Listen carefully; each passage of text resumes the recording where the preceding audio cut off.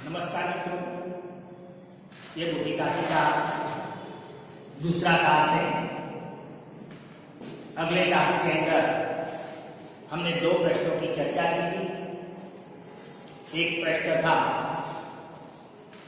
कि बुढ़ापा बचपन का पुनरागमन हुआ करता है, और दूसरा एक प्रश्न यही था कि बूढ़े लोग और बच्चों के बीच में कितना विरोधाभास है, उसकी सोच समझ में क्या विरोधाभास है, इसके बारे में हमने देखा था। अब देखते हैं कि गांव के लड़के और परिवार के लड़के बूढ़ी काकी को किस प्रकार से चिढ़ाते। एक प्रश्न कभी कभी दो वाक्य में पूछा जाता है। तो देखें,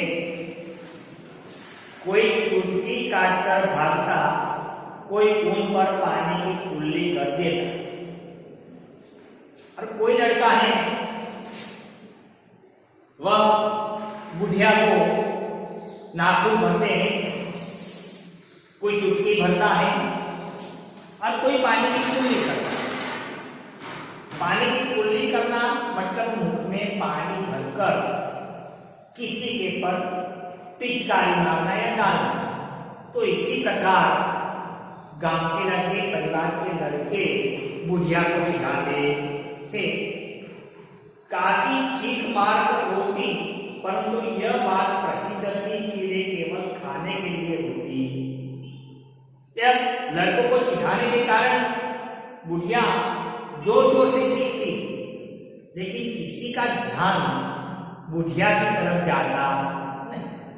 कारण इसका यही था कि घर वाले सब यही जानते थे कि बुढ़िया जब भूखी होती है तब बुढ़िया रोती है, इसके अलावा बुढ़िया रोती नहीं। तो सब मानते थे कि शायद बुढ़िया भूख के मारे रो रही, इसलिए बुढ़िया के प्रति किसी का ध्यान जाता नहीं। और उनके संता और नाक पर किसी का ध्यान नहीं देता। देखिए, संता एक शब्द है, संता मतलब कष्ट, दुख भी होता है इसका। और एक शब्द है आर्तनाद,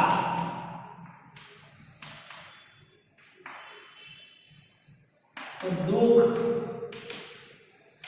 भरी चीख।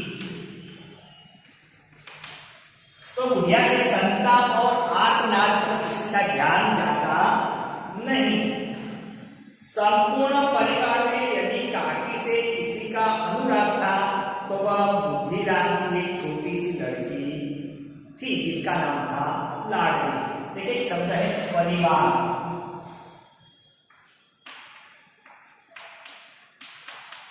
पारिवारिक, इसका विशेषण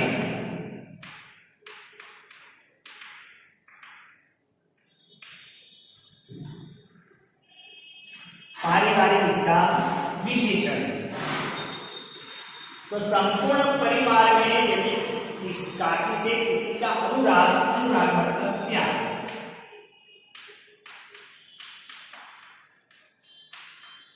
दूसरा अर्थ है प्रेम। एक पूरे परिवार के अंदर बुढ़िया के साथ जो कोई प्यार करने वाला हो या प्रेम से इसकी ओर देखने वाला हो तो वह बुद्धिराम की लड़की लाडली थी। लेकिन कल में भी यह प्रश्न कभी पूछा जाता है क्या कि बुद्धिराम की लड़की का नाम क्या था? तो बुद्धिराम की लड़की का नाम है लाडली। लाडली अपने दोनों भाइयों के डर से अपने हिस्से की मिठाई या चबेना बूढ़ी काकी के पास बैठकर खाया करती। अब जब घर में कोई खाना लाया जाए या मिठाई लाई जाए तो घर में भाई बहनों को बांटकर दिया जाता था, लेकिन लाडली अपने दोनों बड़े भाइयों से डरती थी कि दोनों भाई मेरा खाना खा जाएंगे। इसलिए भाइयों से बचने के लिए यह लाडली अपने हिस्से का खाना वह बुढ़िया के पास जाकर बैठकर खाया करती थी। यही उसका रक्षागार था या पद्मी काकी के शरण उनके लोलुपता के कारण महंगी पड़ती थी। यह बुढ़िया ही उसका रक्षागार मतलब रक्षण करने वाला। यह बुढ़िया लाडली को कोई मारने वाला नहीं था, लेकिन यहाँ रक्षा लाडली के भोजन की करती थी। उसे जो माता ने खाना दिया है वह दोनों भाई हड़प कर खा जाते थे, इसलिए वह अपना रक्षागार बुढ़िया को समझती थी। लेकिन यह रक्षागार कई बार लाडली को महंगा पड़ जाता था। तो महंगा पड़ने का कारण यही कि अपने हिस्से में से थोड़ा भाग निकालकर ये बूढ़ी काकी को भी लेना पड़ता था। दो बात थी, क्या कि बूढ़ी काकी को स्वादिष्ट टेस्टी भोजन करने की इच्छा होती है और यह लाडली है वह बूढ़ी काकी को प्यार करती है, इसलिए अनायास ही यह बुढ़िया अपने हिस्से या लाडली अपने हिस्से में से थोड़ा भाग निकालकर बुढ़िया को देती थी। इसलिए बुढ़िया के पास बैठने से थोड़ा गैर लाभ यही होता था। तथापि भाइयों के अन्याय की तुलना में कहीं सुलभ था। लेकिन भाई दोनों भाई जितना भाग या लाडली का खा जाते थे, इनसे यह बुढ़िया को थोड़ा कम देना पड़ता था। इसलिए खाने की दृष्टि से देखा जाए तो लाडली को थोड़ा लाभ होता था। इस स्वार्थानुकूलता ने हम दोनों में सहानुभूति का आरोपण कर दिया। देखिए स्वार्थानुकूलता यहाँ दोनों की स्वार्थानुकूलता है, अकेले लाडली की नहीं और अकेले बुढ़िया की नहीं। एक और बुढ़िया को खाना मिलता है तो दूसरी ओर लाडली को सहारा मिलता है। ये दोनों की ओर स्वार्थानुकूलता के कारण बुढ़िया और लाडली के अंदर धीरे धीरे प्यार के बीज अंकुरित होने लगे, मतलब प्यार बनने लगे। रात का समय था। समय देखिए समय, इसका भी विशेषण शामिल होता है।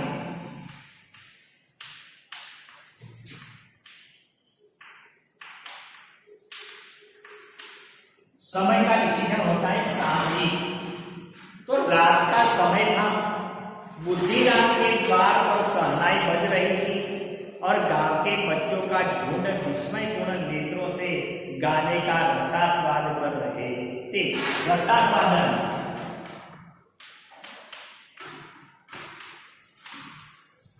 मतलब आनंद। अब देखिए रात का समय था और बुद्धिराम के द्वार पर शहनाई बज रही थी।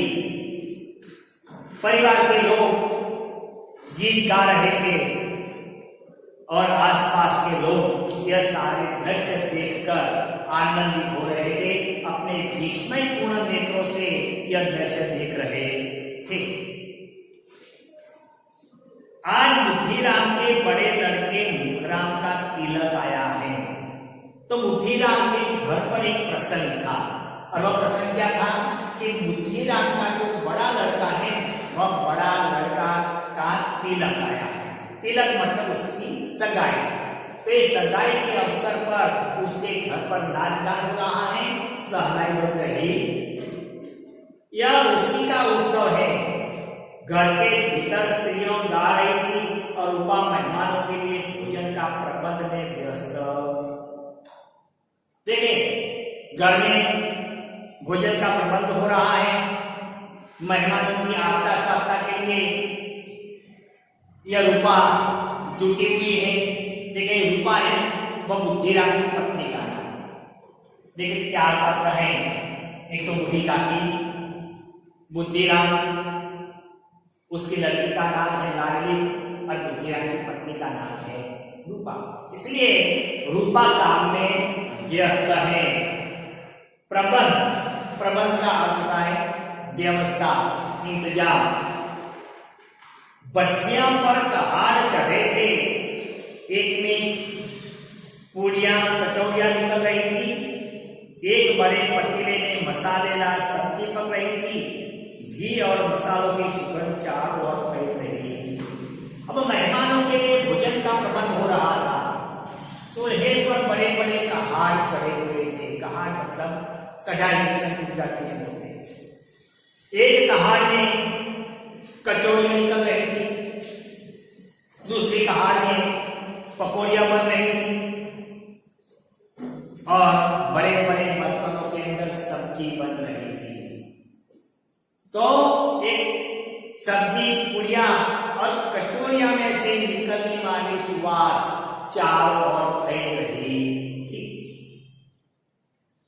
बूढ़ी काकी अपनी कोठरी में बैठी हुई थी। यह सुगंध उन्हें बेचैन कर रही थी। बेचैन,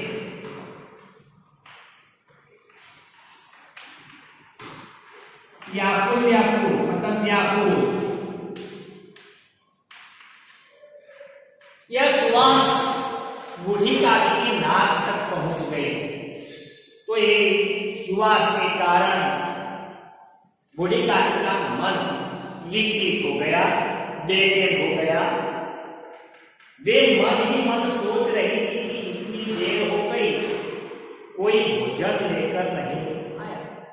यह सुवास के कारण उसे समझ में आ गया कि भोजन पक गया है, भोजन की तैयारी हो गई है, समय इतना व्यतीत हो गया है, लेकिन अभी तक कोई मुझे भोजन का न्योता लेने के लिए या मुझे बुलाने के लिए आया नहीं।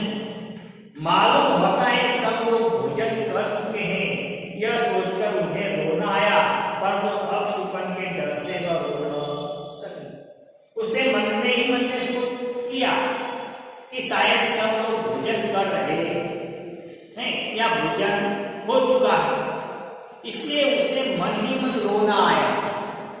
इच्छा हुई कि फूट फूट कर रोए, लेकिन फिर वह मन में थोड़ा सोचा कि घर पर शुभ प्रसंग है और ऐसे शुभ प्रसंग के समय पर अगर मैं रोऊंगी तो अब शुक्र होगा। देखिए, शुक्र का विरोधी होता है अब शुक्र, इसलिए अब शुक्र न हो जाए इसके मारे बुढ़िया रोई नहीं।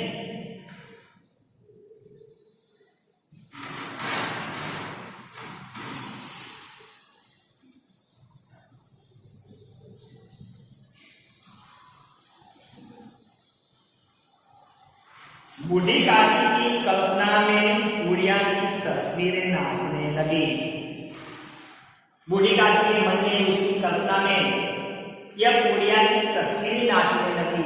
यह कितनी बड़ी होगी, कितनी लाल होगी, कितनी मीठी होगी, कितनी पक्की होगी, यह सारा सोच विचार बुढ़िया करने लगी।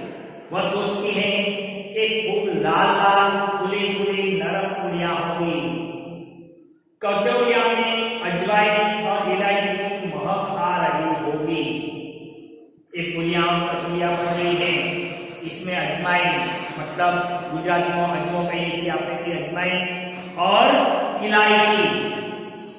इलायची की सुवास आ रही होगी। एक पूरी मिलती तो जरा हाथ लेकर देखती। वह सोचती है कि अगर एक पूरी मुझे खाने के लिए मिल जाए तो मैं खाकर देखूं तो सही वह कितनी स्वादिष्ट है। क्यों न चलकर कहाड़ के सामने ही बैठूं। फिर वह मन में सोचती है कि चाहे मुझे बुलावा आए या न आए, लेकिन मैं खुद घिसकती हुई कहाड़ के पास जाकर बैठ जाऊं।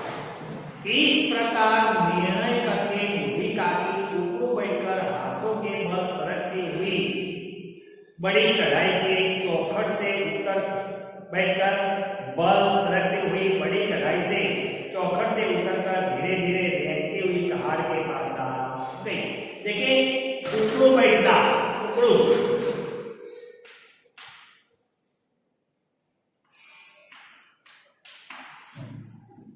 उकड़ू तो घुटनों पर,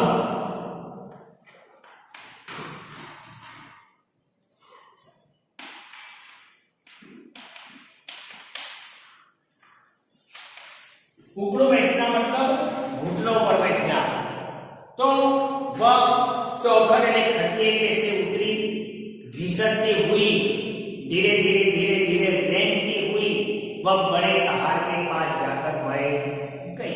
क्या ये पुड़ियां कचौड़ियां या सब्जियों की सुवास से उसकी स्वादेंद्रिय तेज हो गई और अभी तक कोई बुलाने आया नहीं, इसलिए बुढ़िया अपनी धीरज को बैठी। इसलिए वह रेंगती रेंगती घिसटती हुई कढ़ाई के पास जाकर बैठ गई।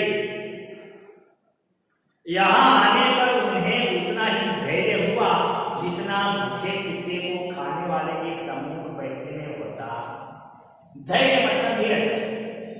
जिस प्रकार हम भोजन करते हैं उसी समय हमारे घर से बाहर कुत्ता भोजन के इंतजार में बैठता है।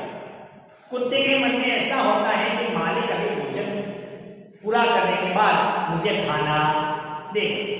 तो इसी प्रकार बुढ़िया भी सोचती है कि मैं पहाड़ के पास बैठी हूँ तो कोई देखेगा तो मुझे खाना अवश्य देगा। तो यही विश्वास से यह बुढ़िया पहाड़ के पास जाकर बैठ गई। बुद्धिराम की पत्नी रूपा उस समय कार्यभार में परेशान हो रही थी। अब घर पर प्रसंग था, इसलिए घर की स्त्रियां के पास समय तो होता नहीं, इसलिए बुद्धिराम की पत्नी रूपा कार्यभार में व्यस्त थी और परेशान भी थी। कभी इस कमरे में जाती, कभी उस कमरे में, कभी पहाड़ के पास आती, कभी भंडार में जाती, दौड़ा दौड़ कर कभी इस कमरे में जाए, कभी दूसरे कमरे में जाए, कभी भंडारे में जाए, कभी रसोई घर में जाए और कभी पहाड़ के पास जाए। बेचारी अकेली दौड़ते दौड़ते व्याकुल हो रही थी, झुंझलाती थी, कुटती थी, परंतु क्रोध पकड़ करने का अवसर न पाती। अकेले अकेले दौड़ती दौड़ती थक जाती थी, कोई काम ठीक तरह से सूझता नहीं था, लेकिन बेचारी करे तो भी क्या करे, झुंझलाती थी और कुटती भी थी, फिर भी वह काम करे जाती थी। मन में क्रोध भी आता, लेकिन क्रोध प्रकट करने का अवसर उसे मिलता नहीं। कारण यही था कि घर पर प्रसंग था और प्रसंग हो और वह क्रोध करे तो वह ठीक बात नहीं थी। इस अवस्था में उसने बूढ़ी काकी को पहाड़ के पास बैठे देखा तो जल एक तो क्रोध को छुपा कर बैठी और इसी समय में यह रूपा ने बूढ़ी काकी को पहाड़ पर या पहाड़ के पास जाकर बैठी देखकर वह मन ही मन जल उठी। मन में जलना मतलब मन में क्रोध आ गया, क्रोध न रुक सका। किसी की सहनशीलता की भी हद होती है। यहाँ रूपा का क्रोध अब आपसे बाहर हो गया था, वह क्रोध को दबा सकी नहीं। जिस प्रकार मेढक केंचुए पर झपटता है उसी प्रकार बूढ़ी काकी पर झपटी और उन्हें दोनों हाथों से झटक कर बोली, ऐसे पेट में आग लगे, पेट है या तो जिस प्रकार मेढक केंचुए पर झपटता है, मतलब शिकार करने के लिए शिकारी शिकार पर जिस प्रकार झपटता है उसी प्रकार रूपा बुढ़िया पर झपटी और उसके हाथ की कलाई पकड़कर उसे घिसटते हुए फिर से वह बुढ़िया को उसकी कोठरी की ओर ले चली। जाते जाते वह उसे बोलती भी है कि यह तुम्हारा पेट है या भार। ये भार शब्द है, वह एक अजीब शब्द है। तो भार शब्द है, वह एक कच्चे चने हैं, वह कच्चे चने को भूनने के लिए एक मिट्टी का जो बर्तन होता है वह बर्तन को भार बोलते हैं। गुजराती में कहेवाय छे कि चना भूंजवा वाळो એને શું કહેવાય, ભાડ ભૂંજો। तो इसी प्रकार वह कहती है कि पेट है या भाड़। कोठरी में बैठते ही क्या दम घुटता था अभी मेहमानों ने नहीं खाया, भगवान को भूख नहीं लगा, तब तक धैर्य न रह सका और वह कहने लगी क्या कोठरी में बैठते बैठते तुम्हारा मन घूमता था, क्या थोड़ा सा भी धैर्य न रह सका? अभी मेहमानों को भी भोजन नहीं दिया और आप इतना उतावली हो रही है। अभी तो मैंने भगवान को भी भोग नहीं करा। हमारे हिंदू शास्त्र में ऐसा होता है, हमारे हिंदू धर्म में ऐसा होता है कि भोजन पक जाने के बाद हम थोड़ा सा भोजन पहले भगवान को देते हैं और फिर हम हमारे परिवार के लिए यह भोजन उपयोग में लेते हैं। तो कि अभी भगवान को भी भोग नहीं दिया, अभी मेहमान को भी भोजन नहीं दिया और तुम भोजन के लिए इतनी उतावली हो रही हो। बूढ़ी काकी अपनी कोठरी में जाकर पश्चाताप कर रही थी कि मैं कहां चली गई। बूढ़ी काकी अपनी कोठरी में गई और कोठरी में जाकर मन ही मन वह पश्चाताप करने लगी। वह सोचने लगी कि मुझे नहीं जाना चाहिए, मैं क्यों चली गई।